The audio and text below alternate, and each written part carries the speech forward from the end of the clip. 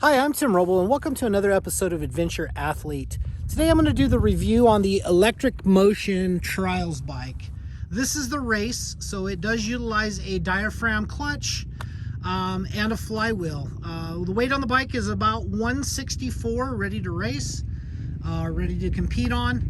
I just finished this Kernville 2-day event, the Kern River Classic, up in by Lake Isabella, and I won yesterday for sportsman class. We'll have to see what the results are for today, but let's talk about what everyone wants to know. Can you get the battery life out of this motorcycle? And I just finished 3 loops, 30 sections with about 3,000 foot of altitude gain. We're basically riding kind of up through these mountains, and there's different sections and everything set up in there. So I've done 3 loops, 30 sections, and I still have 26 or 27% battery left.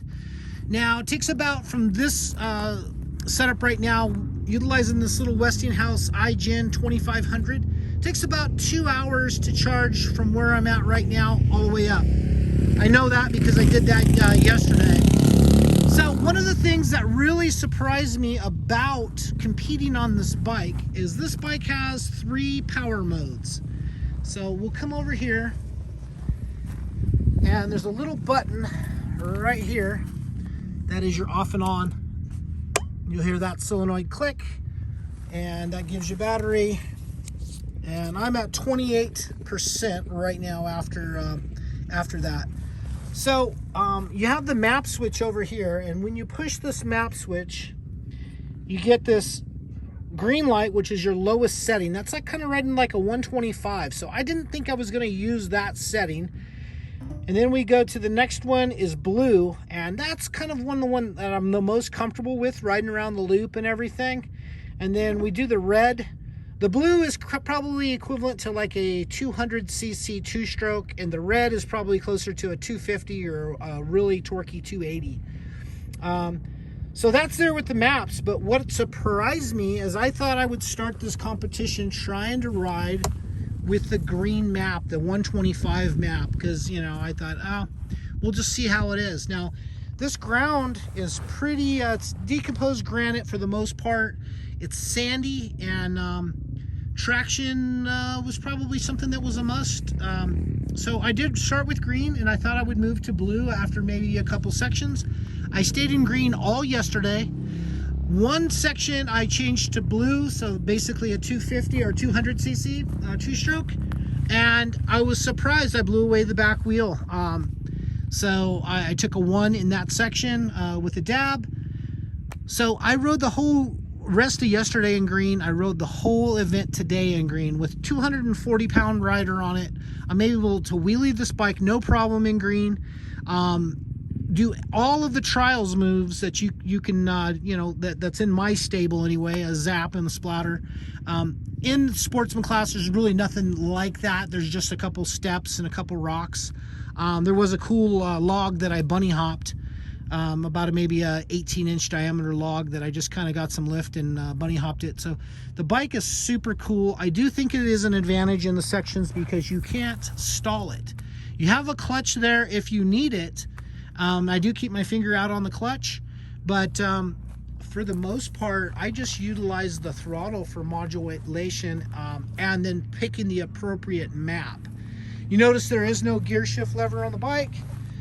It's funny, you know, I've been riding motorcycles now 48 and a half years, and I gotta say, you know, taking off from a section, you just automatically go into a mode that you used to go into, and I was looking for the gear shift to click second to get out, to get up and out, and you know, of course there is no gear shift.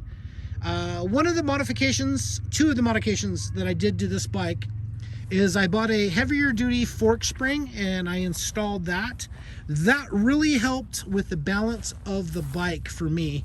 I started out with a full preload on the shock, and now I'm backed off on that. I think I got everything as well as I can get set for sag. The suspension's very balanced on the bike now. I do think I'm going to have Randy Lewis build me a Olin's shock with a reservoir on it for this bike. I think that would help me out on not so much the sections, but enjoying the loop more often. One of the things that I did notice is, I'm coming off of a Montesa 4-stroke. I'm coming off of a Beta 4-stroke, and then I had a Gas 280 2-stroke. One of the things I'm noticing on this bike, it's more like a downhill mountain bike. You can close the throttle and there's not a whole lot of regen. I don't even know if it does regen or recover power, but there is a little bit of parasitic drag when you're coming down a down section, but it's more like riding a downhill mountain bike with kind of crappy suspension. I was blowing through some of this stuff and it was just so fun to ride and quiet. One of the things you see on my handlebars is a quad lock. So I put my iPhone 12 Plus on this, and then I track my ride on Strava. If you happen to be interested in seeing what the loops look like, I'm adventure.athlete on Strava, Instagram, and YouTube. Yeah, riding, I can listen to my music and just kind of have a cool little tooling around, enjoying the day. As you can see, the conditions were very dusty.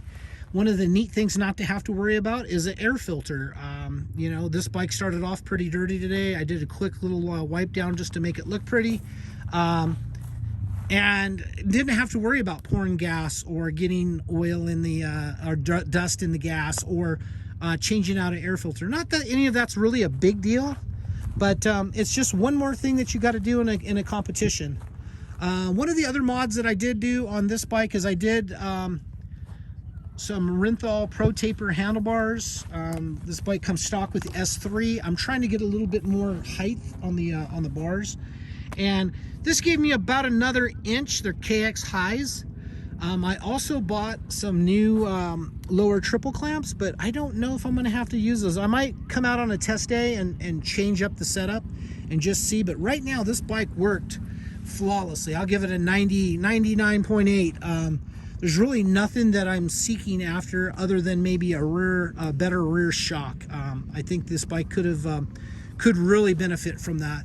The forks were really terrible when I got them, and playing with some clickers just wasn't going to do it. But here again, I'm not your normal trials rider. I'm a 240-pound dude that likes to go smash stuff on the downhills. You can see right now, just in the dust, that I'm using full travel pretty much on these forks, and I really don't feel like I was pushing too hard coming back. Super stoked to be finished. I was the first finisher. Most people right now are leaving for their third loop, and not that trials is a race, but it's always nice to be done and get undressed and get a nice shower and start to relax and enjoy the rest of the day. So would I recommend buying this trials bike? If you can get a hold of one, I would say yes. For myself, it's a perfect motorcycle for what I'm doing. I'm not a professional trials guy. I'm probably somewhere around clubman level, and then you go advanced, expert, and pro. So I know it sounds like that's a low setting, but most people have a hard time even doing a sportsman line, even very, very good fast riders. So myself, this is the last competition I'll do in sportsman. I've been competing on the KTM 450, the one bike concept, and I just kind of carried on. I was in the points race for sportsman, and I think I'm not going to finish the season in sportsman. I think the next event that I do, I will jump into intermediate, and if it is a 2-day, I may do intermediate and then clubman, and see how all of that works out. You can see that I've done 2 days of trials riding, and the power on this thing comes on so nice that I'm going to get a lot of use out of this rear tire. You can see these knobs are just starting to get a little where they actually start working the best is when that knob starts, that block comes off. For tire pressures, I'm running 5 pounds in the rear and 6.5 in the front. For me, that seems to be a pretty good setup. Felt pretty good all day long. And that's going to be my go-to setup until I do a different tire setup or check something out a little different. So 2 thumbs up. If you can get one of these bikes, I highly recommend it. If you have any questions or comments, hit me up down below. I always appreciate you guys commenting. It does help the channel raise a little higher. So if you got something that you want to know, please hit me up. I usually get back to you the same day. Thumbs up helps. If you haven't subscribed, please click that little subscribe button and a notification bell. Not only am I doing the electric motorcycle with the electric motion, I'm doing the Chiron. Anything outdoor and adventure and gear reviews. Here's the adventure truck. There's 52 videos of how to build that, and currently I'm building a expedition truck. So there's a lot of cool, diverse content on my channel. So if you would, please hit like and subscribe. That's going to be it for now. I'm Tim Roble. Thank you guys so much for watching. I appreciate each and every one of you, and I'll catch you here next time.